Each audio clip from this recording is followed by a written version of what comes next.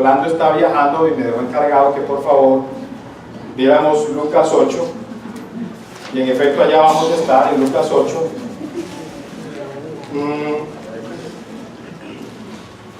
Y siguiendo, pues es una escritura muy inspirante, la verdad requiere trabajo de sentarse y buscar en lo que está queriéndonos transmitir Jesús a través de, es una de las primeras parábolas y habla algo sobre el ministerio de las mujeres que tenía Jesús. Y la prédica básicamente va a estar dividida en 3 puntos. Vamos a tener una pequeño análisis sobre las mujeres que acompañaban a Jesús en Lucas 8. Y el Evangelio de Lucas es uno de los evangelios que más parábolas tiene. Es imposible seguir adelante con la parábola del sembrador, que es la que nos tocaría analizar hoy, sin hacer alguna introducción para poder entender las demás parábolas que vienen.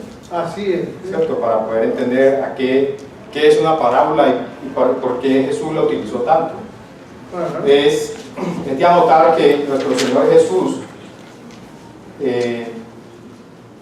durante las escrituras y en los diferentes evangelios contó alrededor de 40 parábolas. O sea que es importante pues, conocer el género y saber por qué lo utilizó y por qué le gustaba tanto, ¿cierto? Y empezando, sin pérdida de más tiempo, pues ahí en Lucas 8, en el versículo 1, dice así, dice: después de esto, Jesús anduvo por muchos pueblos y aldeas, anunciando la buena noticia del reino de Dios. Los 12 apóstoles lo acompañaban, como también algunas mujeres, que él había curado de espíritus malignos y enfermedades. Entre ellas iba María, la llamada Magdalena, de la que habían salido 7 demonios. También Juana, esposa de Cusa, el que era administrador de Herodes, Susana y muchas otras que lo ayudaban con lo que tenían. Parando ahí, para Lucas es muy relevante hacer esta anotación, debido a que para la época en que ellos vivían, la mujer no recibía el mejor trato que uno se pueda imaginar, ¿cierto?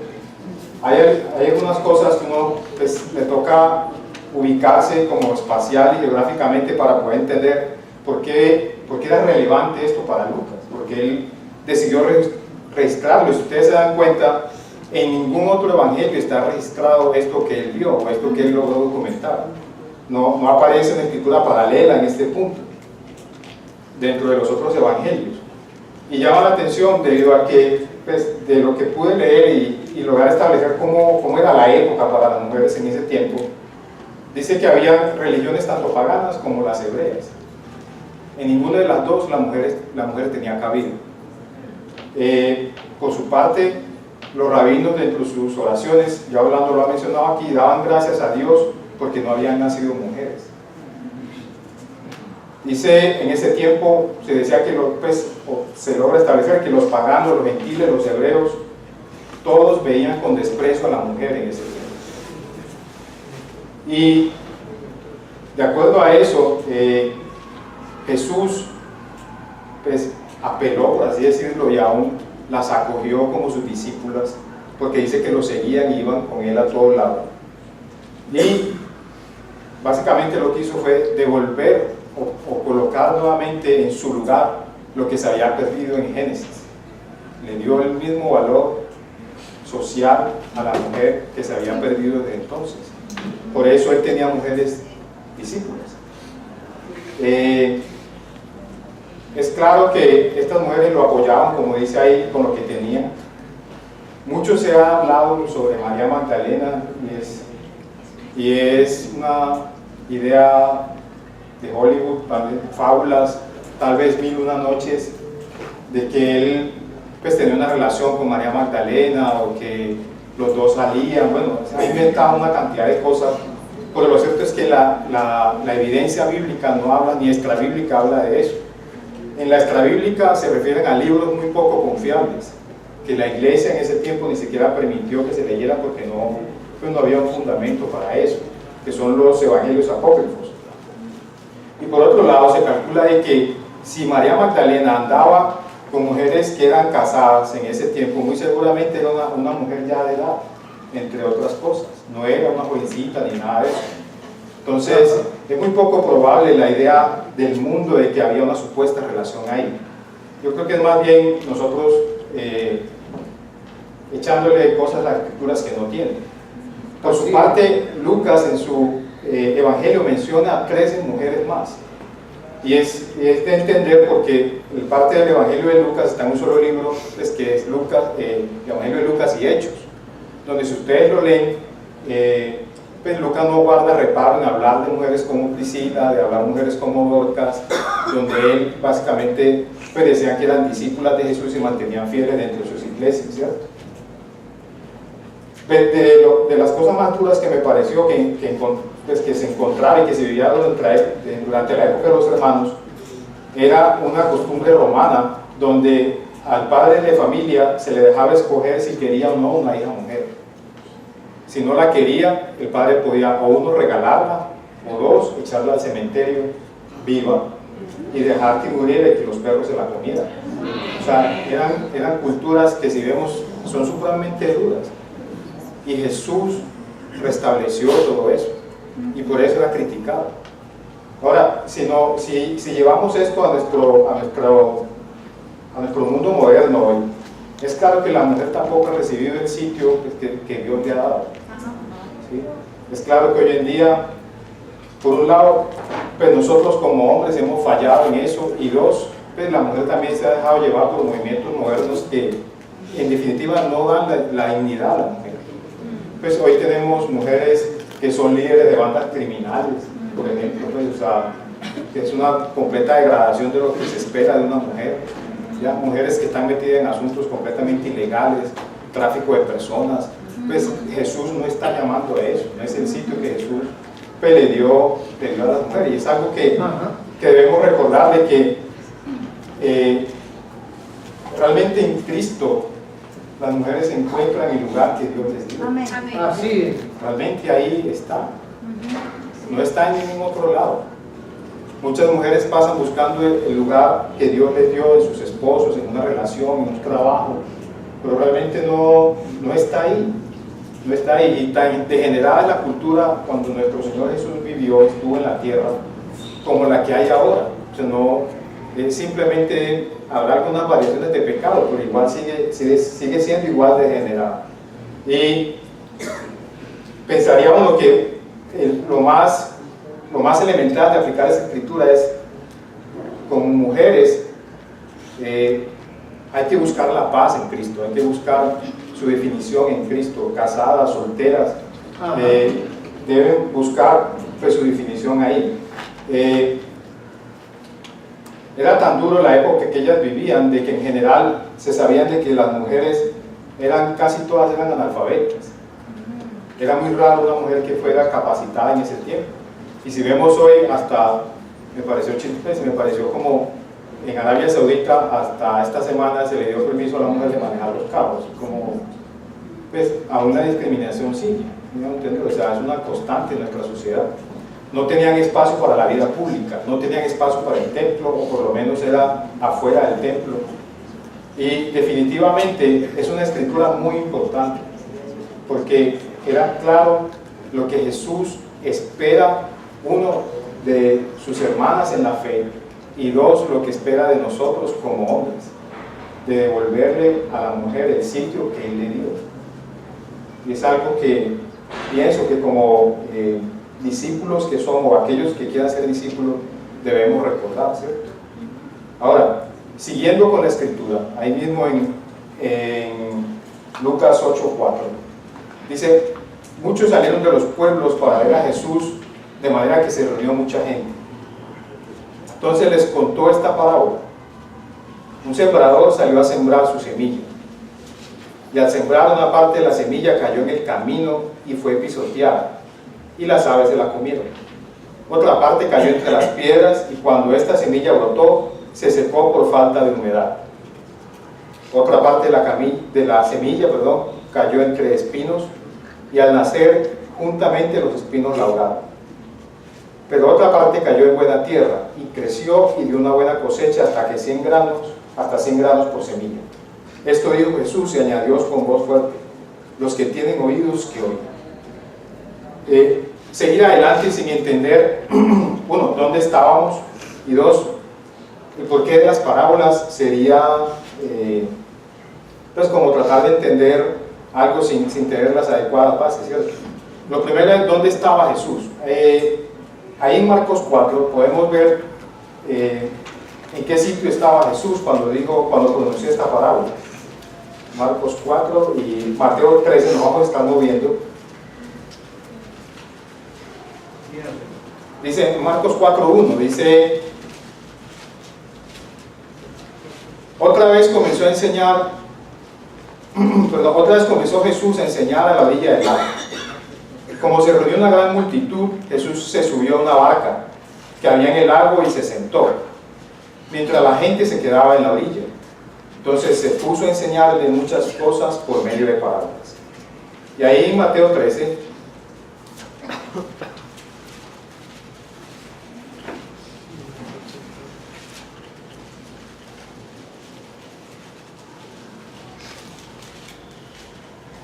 dice en 13:1, dice: aquel mismo día salió Jesús de casa y se sentó a la orilla del lago.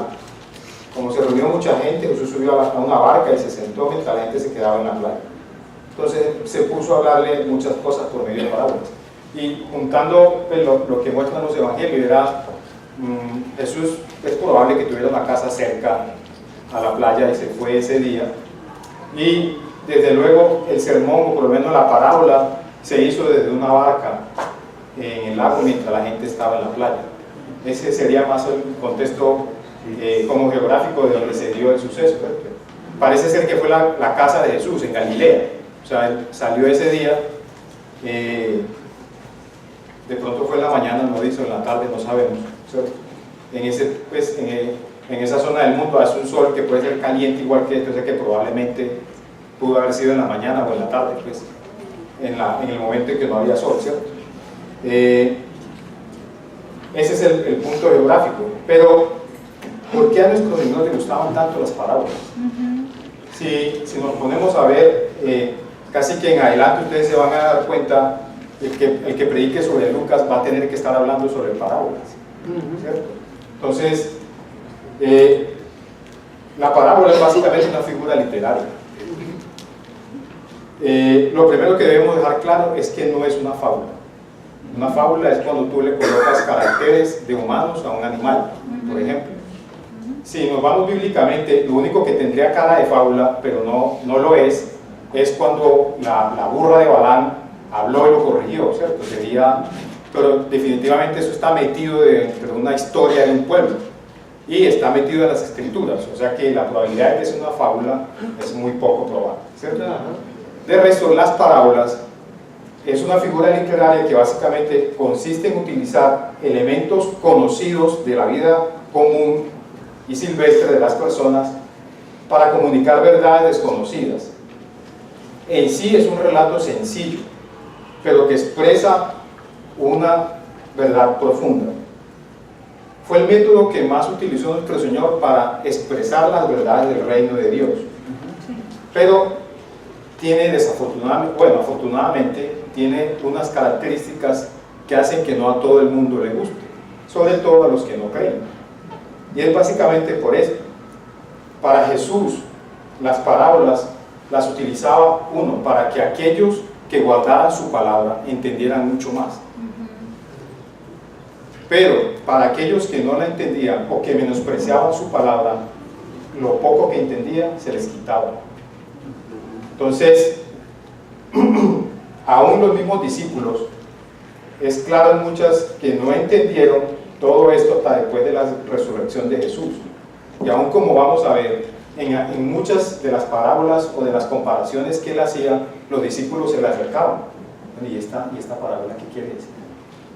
Porque aún para ellos resultaba algo complejo de entender, a pesar de que él expresaba de modo sencillo.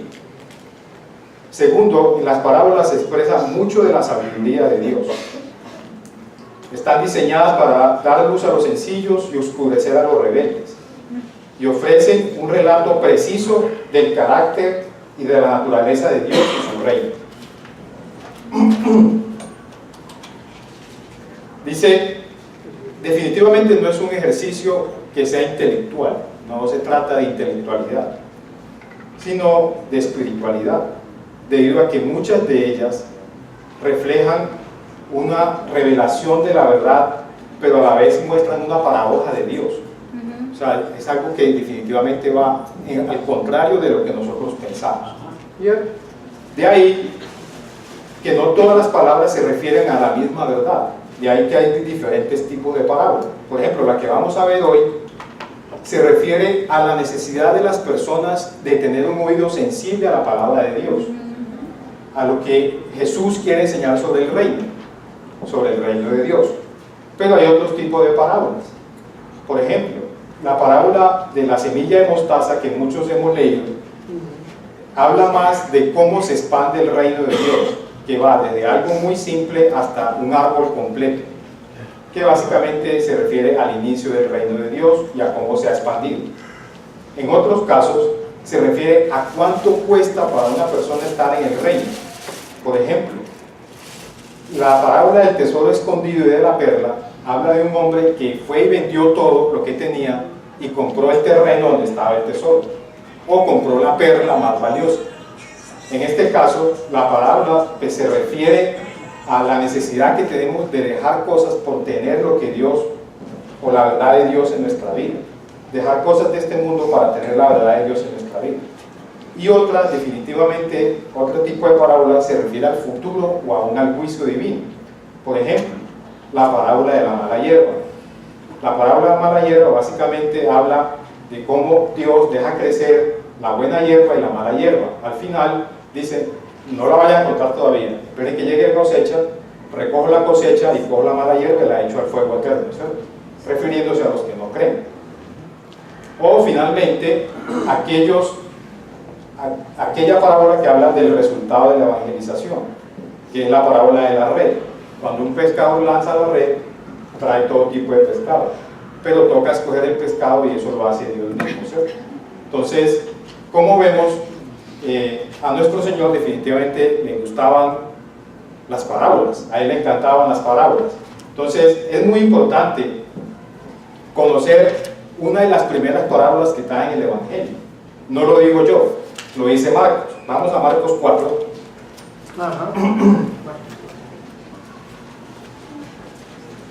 Espero que no esté confundiéndolos con las parábolas, que la prédica no es una parábola.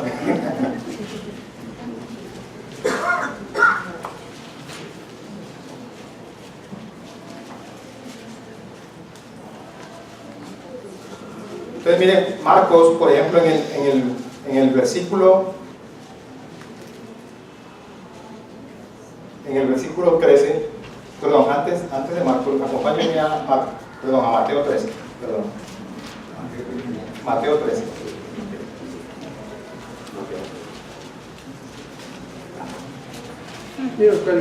Antes de pasar a Marcos, quisiera leerles la explicación que yo creo que aclara más, que Jesús da sobre las parábolas. Dice así en Marcos 13:10, dice, perdón, Mateo 13:10, muy bien, los tengo a todos. Excelente. Mateo 13:10. Dice, los discípulos se acercaron a Jesús y le preguntaron por qué hablaba a la gente por medio de parábolas. Jesús les contestó, a ustedes Dios les da a conocer los secretos del reino de los cielos, pero a ellos no. Pues al que tiene se le dará más y tendrá bastante, pero al que no tiene, hasta lo poco que tiene se le quitará. Por eso les hablo por medio de parábolas, porque ellos miran pero no ven, escuchan pero no oyen ni entienden.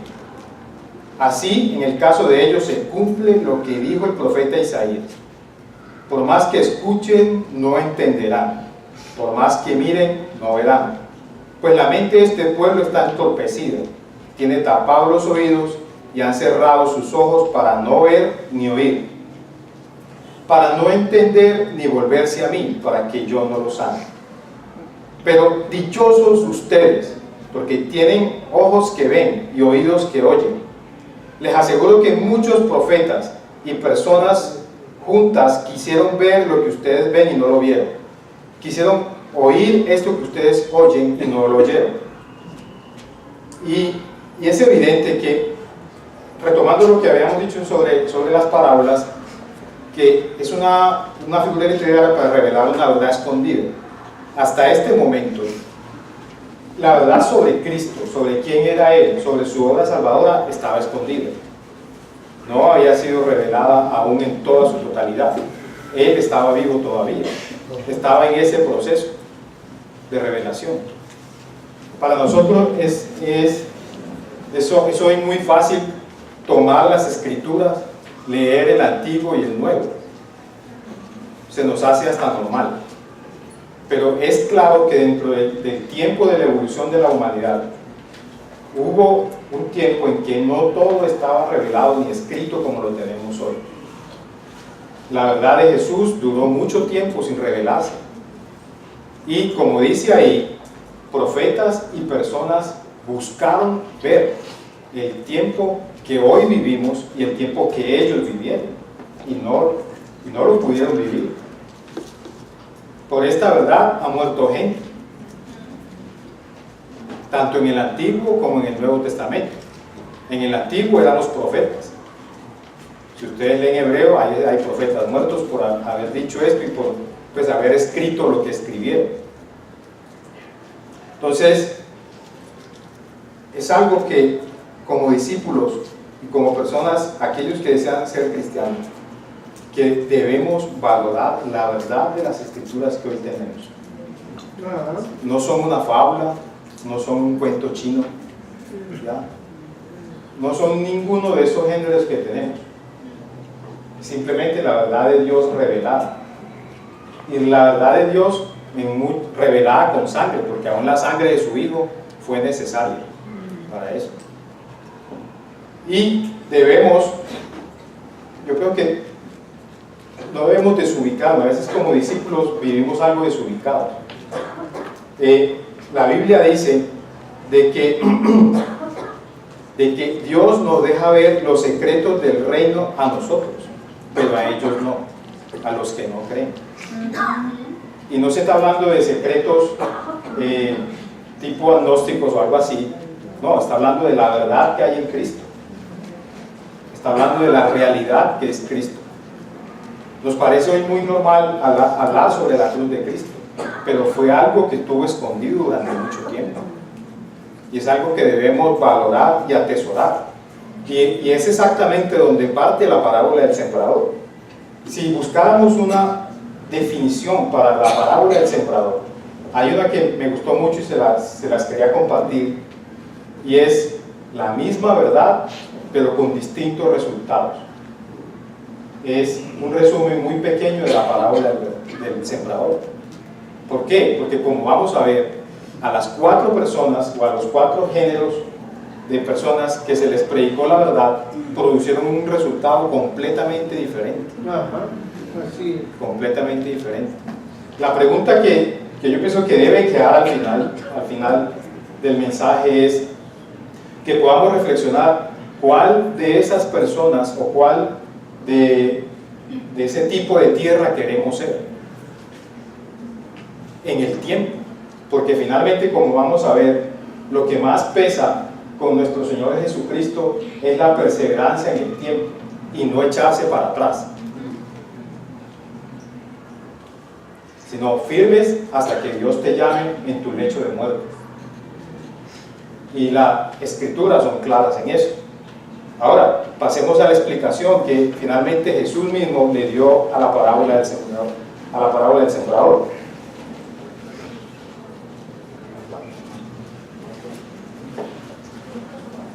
Dice así, dice en Lucas 8:11. Dice, esto es lo que quiere decir la parábola. La semilla representa el mensaje de Dios y la parte que cayó por el camino representa a los que oyen el mensaje, pero viene el diablo y se lo quita del corazón para que no crean y se salven. La semilla que cayó entre las piedras representa a los que oyen el mensaje y lo reciben con gusto, pero no tienen suficiente raíz. Creen por algún tiempo, pero a la hora de la prueba fallan. La semilla que cayó entre espinos representa a los que escuchan, pero poco a poco se dejan ahogar por las preocupaciones, las riquezas y los placeres de la vida, de modo que no llegan a dar fruto. Pero la semilla que cayó en buena tierra son las personas con corazón bueno y dispuesto escuchan y hacen caso del mensaje, y permaneciendo firmes dan una buena cosecha. En otras versiones dice perseveran y dan una buena cosecha. Ahora, ¿cómo explicar este cuatro tipos de personas? ¿Y qué vemos en otras partes de la Biblia referente a esto? Dice, el primer tipo de persona es considerar alguien frívolo. Alguien frívolo es aquel que las cosas en serio las toma como a risa, o como si fueran un chiste, o no las toma en serio. O puede hacer aún cosas que son relevantes, le saca chiste, le hace gracia, ¿cierto? Entonces no es muy importante para él. Llama la atención que en este tipo de personas, en el primero que vemos, en aquella que cayó en el camino, hay dos cosas importantes que suceden. Uno es que esa persona no desarrolla fe.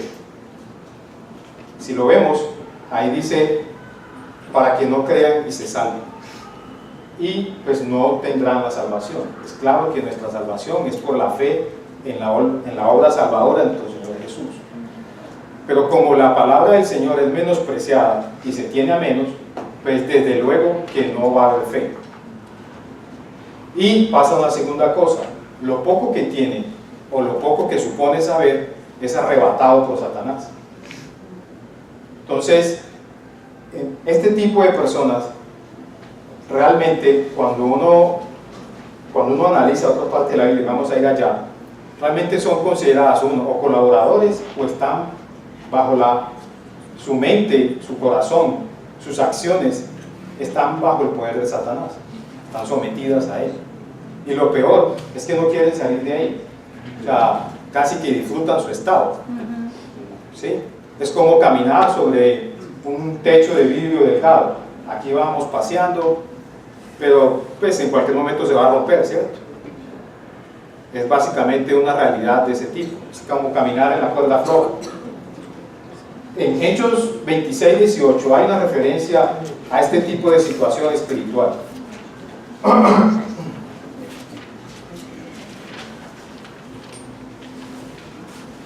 Hechos 26-18.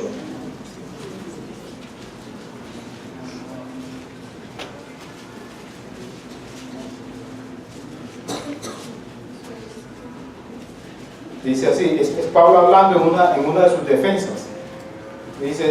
Dice, te mando a ellos para que les abran los ojos y no caminen más en la oscuridad sino en la luz, para que no sigan bajo el poder de Satanás, sino que sigan a Dios, y para que crean en mí y reciban así el perdón de los pecados y una herencia en el pueblo santo de Dios. Es de anotar que en este tipo de personas Jesús no las considera inocentes. Ellas son responsables de su perdición. Ellas son responsables de no creer en Dios. Son responsables de los pecados que aquejan su propia vida. En 2 Corintios 4,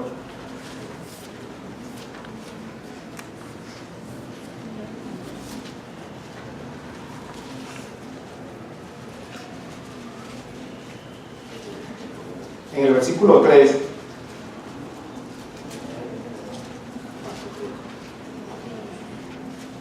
dice así, en 2 Corintios 4, dice, y si el evangelio que anunciamos está como cubierto por un velo, lo está solamente para los que se pierden, pues como ellos no creen, el Dios de este mundo los ha hecho ciegos de entendimiento para que no vean la brillante luz del evangelio del Cristo glorioso, imagen viva de Dios.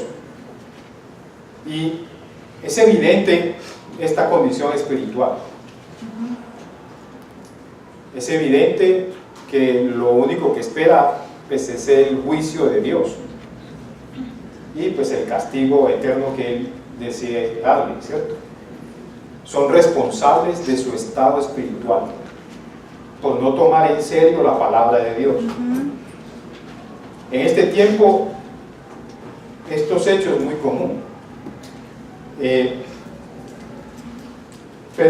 Hay cosas pues, que yo aprecio de Antioquia, y realmente me recibió aquí, me entrené como médico, pero si a ustedes les gusta pues, ir a los cuentos y escuchar cuentos, la cultura mucho de acá, hay unos cuentos, hay unos cuentistas, sí, unos cuentistas muy famosos que hacen videos y todo, y pues yo sé que ustedes muchos lo conocen. Pero si ustedes ven alguna de las obras de ellos, no sé si las han visto, es Jorge Mario Aguirre y su amiga, hay unas obras que yo digo, no, yo no lo voy a ver, porque sencillamente son una burla al Espíritu Santo. No sé si lo han visto alguna vez. ¿Sí lo han visto o no? O sea, uno ve y no dice el argumento, pues esto es una burla. Y si se dan cuenta, pues tal vez uno lo puede tomar como, no, es algo chistoso, es algo... pero definitivamente no. O sea, no podemos jugar o hacer chistes sobre una verdad que es eterna. O sea, tú no llegas al escenario de un juez y te vas a burlar de él cuando te está juzgando por tus delitos. ¿Ves? Tú no vas a hacer eso. ¿Sí me van a entender? O sea, y es algo que culturalmente nos afecta. Tal vez no lo tomamos muy en serio, pero no es para hacer chistes, la verdad de Dios. ¿Sí? Y no es un chiste, y Jesús no se lo toma como tal. Muchas veces las personas preguntan de dónde viene el juicio de Dios. ¿De dónde crees que viene? ¿Tomaste en serio su palabra? ¿O crees que es un chiste? Dígalo. ¿Sí? En medio de muchas situaciones en que las personas se encuentran, una vez están dentro de ellas, ¿cómo llegué aquí? Pues ¿cómo crees que llegaste? ¿Cómo crees que llegaste ahí? Y es algo que debemos guardar muy profundamente en el corazón, porque Jesús, Él no es frívolo. Él toma muy en serio el pecado del hombre, a pesar de que le tenga paciencia. Siguiendo con la explicación de la parábola,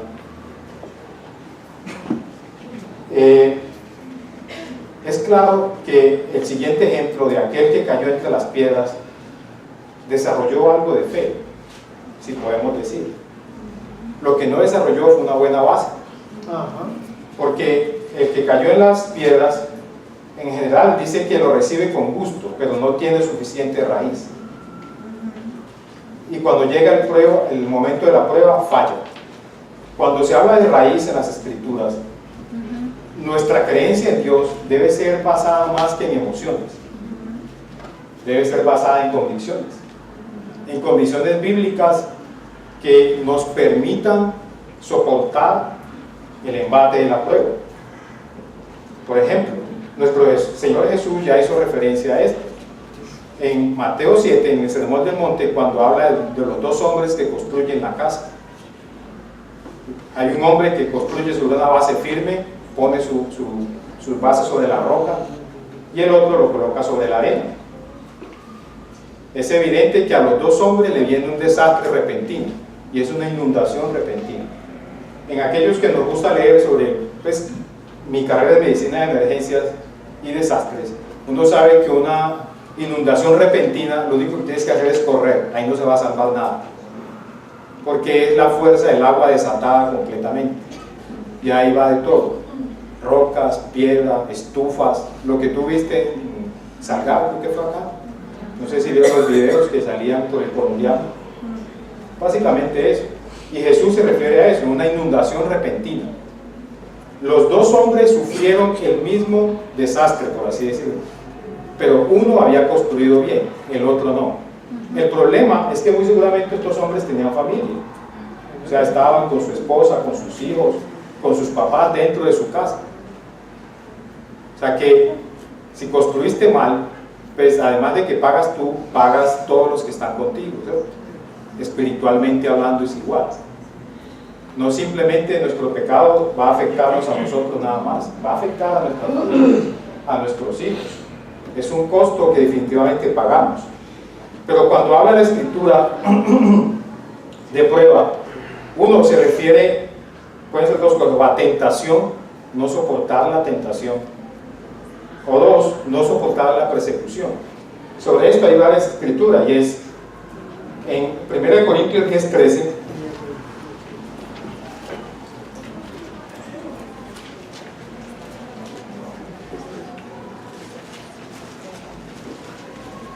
En 1 Corintios 10:13 dice así, dice: ustedes no han pasado por ninguna prueba que no sea humanamente soportable, y ustedes pueden confiar en Dios, que no los dejará sufrir pruebas más duras de lo que puedan soportar. Por el contrario, cuando llegue la prueba, Dios les dará también la manera de salir de ella para que puedan soportarla. Y esto tiene un problema con el tiempo moderno donde vivimos. Nuestro mundo cada vez está diseñado para ser más cómodo y para que haya menos sufrimiento. Siempre se busca eso. También espiritualmente se busca eso. Y desafortunadamente nuestra fe o nuestro crecimiento de fe, muchas veces podemos estar buscando atajos para hacerle el quite al momento del sufrimiento. Y es algo evidente porque no va a ayudar esto en nada. Finalmente vas a encontrar la prueba y vas a tener que definir de qué estás hecho. No vas a poder estar esquivando a toda hora, haciéndole el quite a todo. Y espiritualmente podemos ser así. Es más, hay religiones que ya son así. Dentro del cristianismo, pare de sufrir.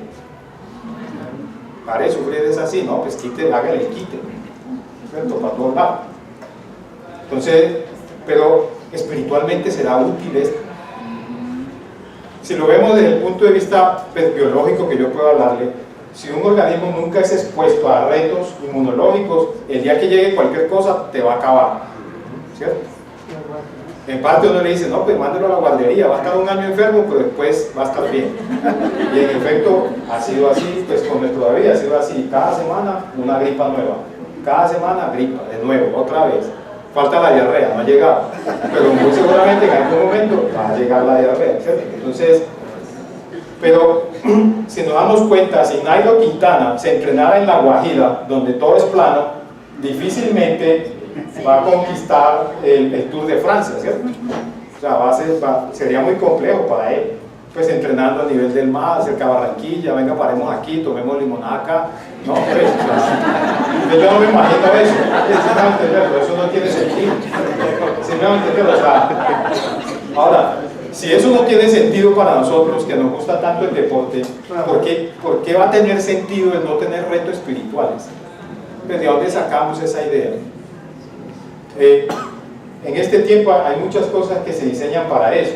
Por ejemplo, hoy queremos, o por lo menos en el grupo masculino, queremos tener músculos. Ah, sí, pero ¿cómo? Hay diferentes formas. Usted se puede chuzar la nalga y meterse ahí esteroides. Desde luego, los músculos le van a salir. La cosa es que esos músculos funcionen. Porque hoy se sabe que tú puedes desarrollar masa muscular, pero vaya pues a ver si levanta algo. No levanta nada, porque eso es pura, pues algo que no fue construido con el esfuerzo. Es lo mismo, ¿sí me van a entender? O sea, espiritualmente, si huimos de los retos espirituales, no vamos a crecer. Así es. No se va a poder crecer. Y los retos espirituales están dentro como fuera de ti. Y es algo que debemos meditar, porque si no es así, el tipo de raíz que vas a construir va a ser igual al de esta planta. Vas a nacer hoy, te va a agobiar el sol que está dando ahorita y al final de la tarde ya está seco. Ya no hay nada que hacer, construiste con poca raíz.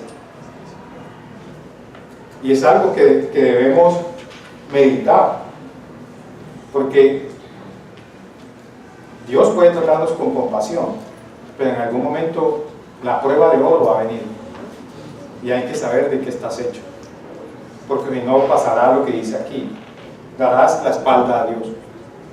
y te irás. Desafortunadamente hay tentaciones afuera y dentro de nosotros. ¿Qué tal un antiguo amor, una antigua relación? Para ti hombre, para ti mujer. Hay que pensarlo. Y es algo que acude a lo más íntimo de nosotros, una antigua relación. Entonces debemos meditarlo y decidir qué tipo de raíz queremos tener en Dios. Hay una escritura que está en Hebreos 2:18. Hebreos 2:18.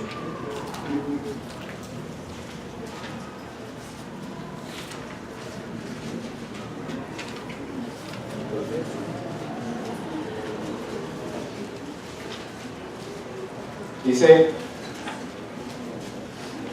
como él mismo sufrió y fue puesto a prueba, ahora puede ayudar a los que también son puestos a prueba. Y hay otra escritura ahí cerquita, en 2 de Pedro 2:9. 2 de Pedro 2:9.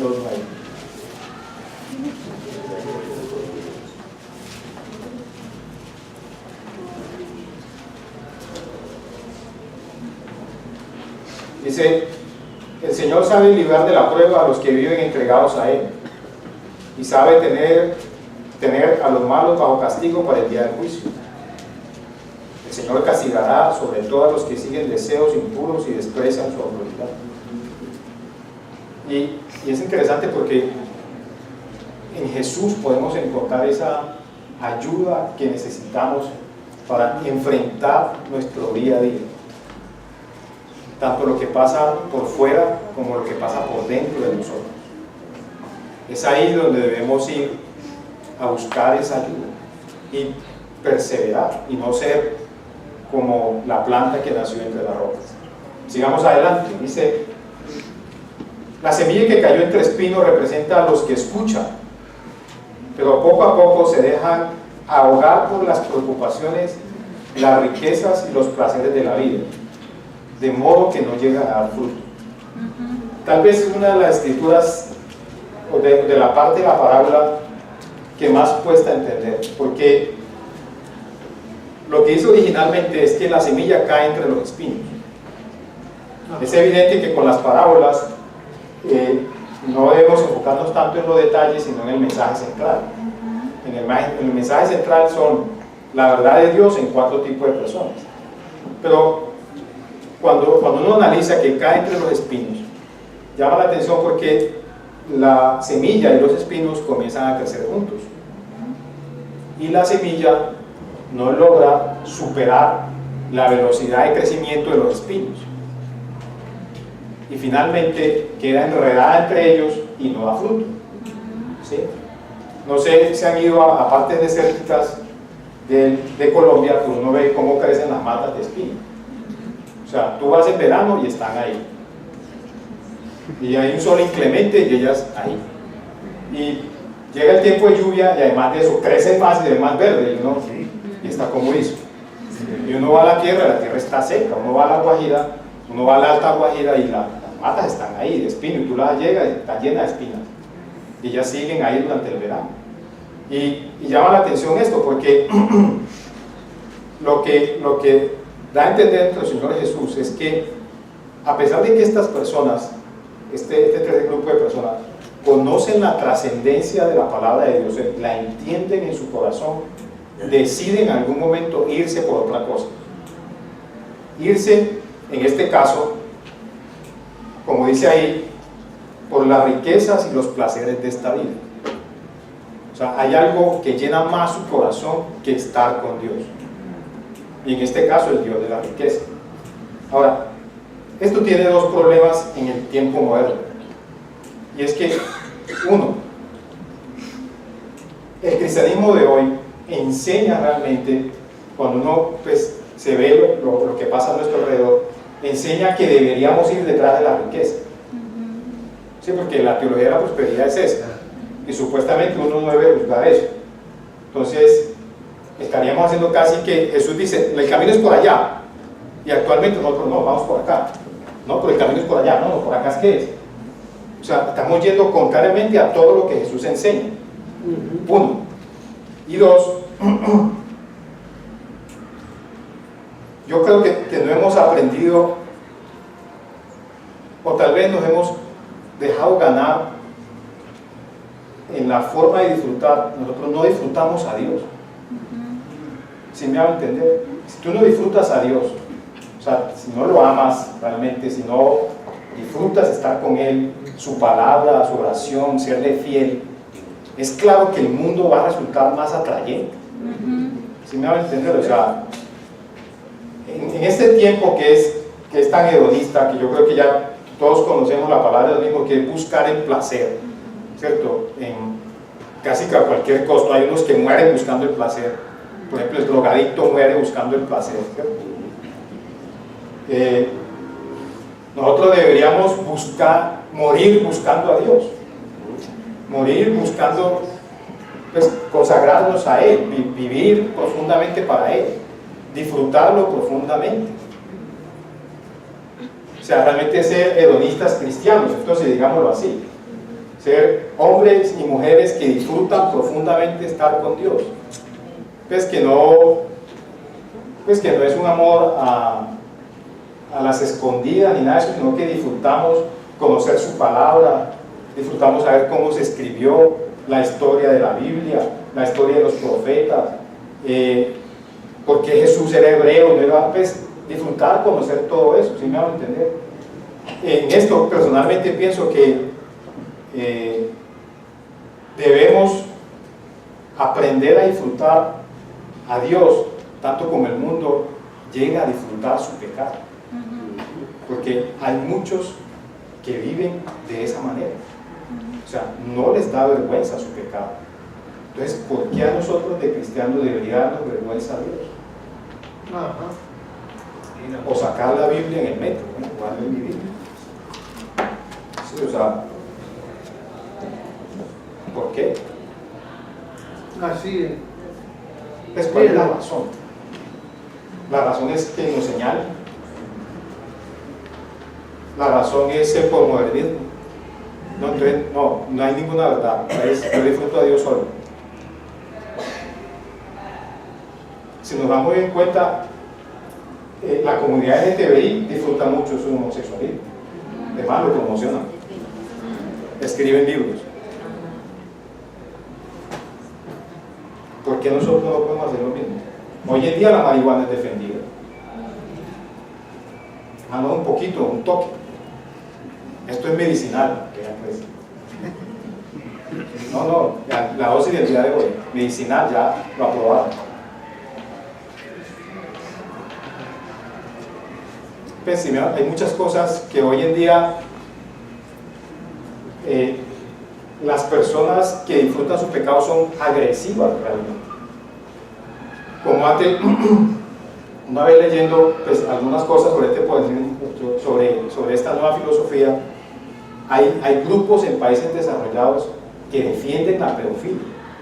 O sea, hacen un argumento completamente en internet defendiendo la pedofilia. Y yo digo, y nosotros tenemos que avergonzarnos de seguir a Dios.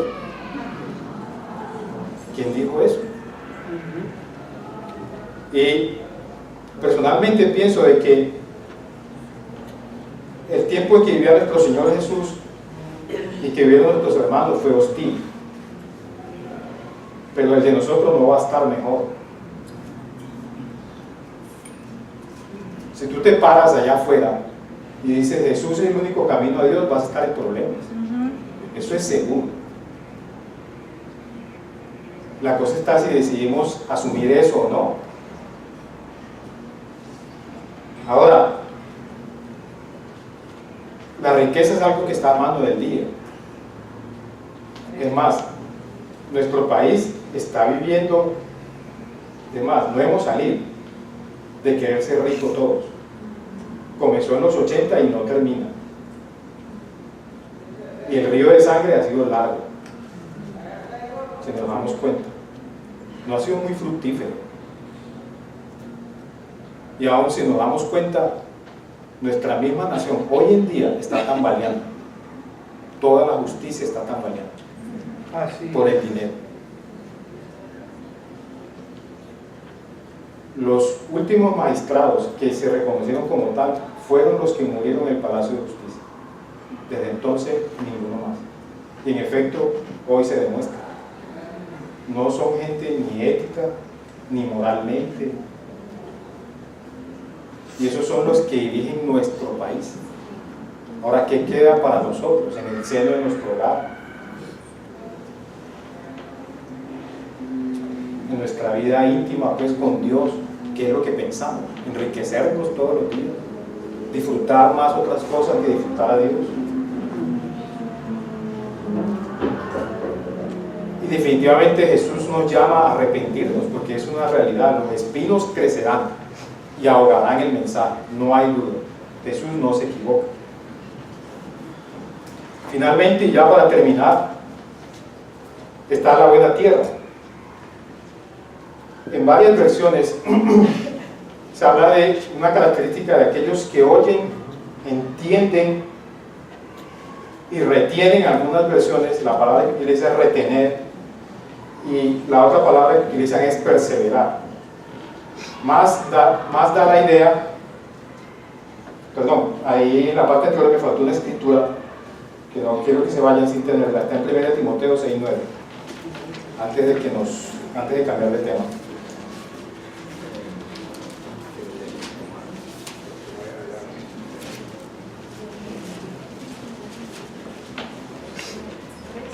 Primera Timoteo 6:9.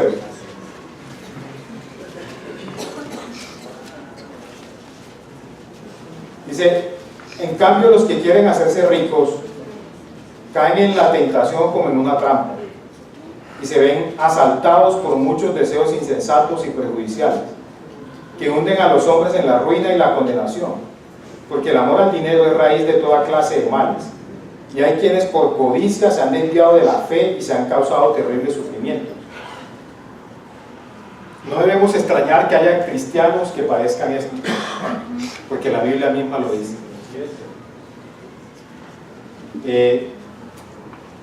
Debemos orar, pues, por nosotros mismos y nuestros hermanos, que algo así no nos atrape, no nos asalte, como dice la Escritura, porque puede suceder, puede pasarnos que nuestro corazón se desvíe de esa manera. Ahora sí, etiquetaba ese punto, el último, dice: pero la semilla que cayó en buena tierra son las personas que con corazón bueno y dispuesto escuchan y hacen caso del mensaje, y permaneciendo firmes dan una buena cosecha. La imagen que transmite la Escritura es una imagen de perseverancia. Yo no sé si a ustedes les gusta el cine, yo sé que a muchos les gusta el cine, pero a mí me gustan algunas películas que son viejas, ¿eh? Entonces, no sé si todos conocen a Rocky. Sí, todos conocen a Rocky. Mi esposa me hace reír mucho porque ella dice: ya no ven a Rocky otra vez. Entonces, pero la verdad sí me gusta mucho. Me gusta mucho más porque durante un tiempo pude practicar boxeo y le enseñaban a uno: bueno, lo que hay que hacer es esto, los golpes se tiran así, tienes que hacer esto, va de esta manera, baja la cabeza, no hagas eso. Pues es toda una técnica que las narices chatas, como le dicen, el deporte de las narices chatas en Colombia, pues tiene. Pero algo que me pareció muy interesante del boxeo es que en lo posible tú no debes retroceder. O sea, tú debes evades el golpe, pero no puedes andar retrocediendo, ¿sí? En muy pocos casos te dejan retroceder, debes pararte y evadir el golpe, que es lo que muchos de los boxeadores hacen: evaden el golpe y siguen adelante. Otros lo que le llaman asimilar el golpe, que es: te dieron duro, pero no te vas a sacar para atrás, hay que seguir, sigue adelante, ¿cierto? Entonces, la idea que transmite la Escritura es una idea de perseverancia, de perseverar a pesar de lo que vimos anteriormente, perseverar a pesar de la tentación, perseverar a pesar de la persecución, perseverar a pesar de las deficiencias que tengas, espirituales, físicas. Hay que perseverar en Dios espiritualmente. Esa es la única forma de desarrollar una fe que nos lleve a la salvación. Si se dan cuenta, a nosotros que nos gusta mucho el fútbol, ¿qué es lo que hacen los futbolistas cuando van perdiendo? perseveran hasta que empatan o ganan, no se echan para atrás, ¿sí? No se echan para atrás. Ya en los deportes de combate hacen lo mismo,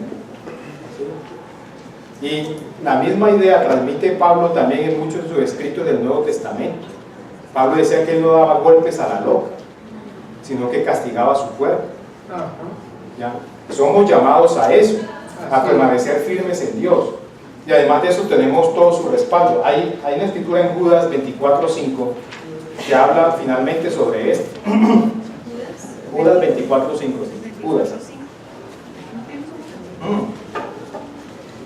Yo sé que es un libro que casi no leemos, pero está ahí en el Nuevo Testamento y no lo escribió Judas el que se colgó, listo, sino Judas el hermano del Señor, listo. Entonces, Judas 24:5. No, tiene todo el tiempo.